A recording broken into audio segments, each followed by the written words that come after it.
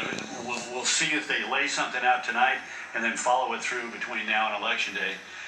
These debates always, if you have a surprise, it tends to have a bigger impact if there's a surprise in the debate, and maybe we'll see something tonight in the way of tone or response or attack that's going to be unusual, but I'll be watching for those surprises. And finally, we've already had the precursor. We've had the pre-debate appearance of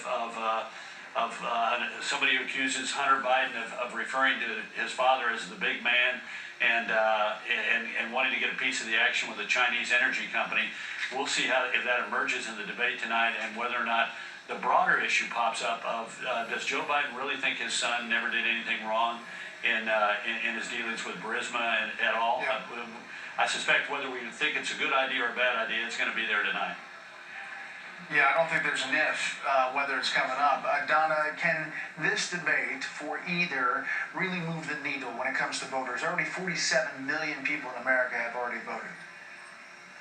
Well, as you know, most Americans have made up their mind, and there's only a small slice of the universe that's still undecided. So yes, perhaps they can persuade 3 to 5% of the American people that, hey, it's time to get out there and vote. I hope tonight we hear the final closing arguments. The president has recovered from COVID.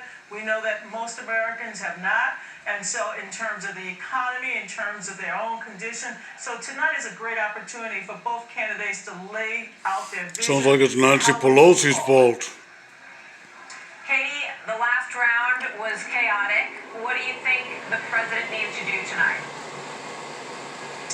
Well, look, I think President Trump and the campaign have made it clear that he may allow Joe Biden to speak more without so much interruption, but I have no doubt that President Trump will come in tonight and be very tough on Joe Biden and try and pin him against the wall on a number of issues that he finds to be important, including, again, painting him as a corrupt politician. I think we saw... You don't have to paint him. He is a corrupt politician. Tonight we had Tony Bobolinsky, a former Hunter Biden business associate, coming out and not taking issue with Hunter Biden, but taking issue with Joe Biden, saying that he never spoke about his business dealings with Hunter Biden, that he wasn't involved in these things.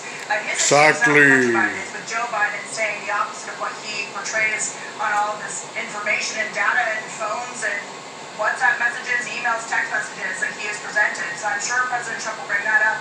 And I'm sure he'll bring up a number of things when it comes to Vice President Joe Biden's record. Yeah, he's going to bring it up. Administration and whether the country wants to go bob back and weave, to bob and weave. 8 years of those kinds of policies, or if they want to look at why they elected him in 2016 on very tight margins to put the country in a different path.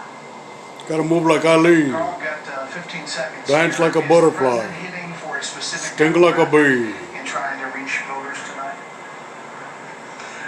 Well, he should be thinking about suburban undecideds, and he should be thinking also about the people who are less likely to vote unless he gives them a concrete reason to do so, who sort of like what he's done, but aren't really politically connected. And that picking what that issue is going to be important. I think it has more to do with the economy than it does with anything else.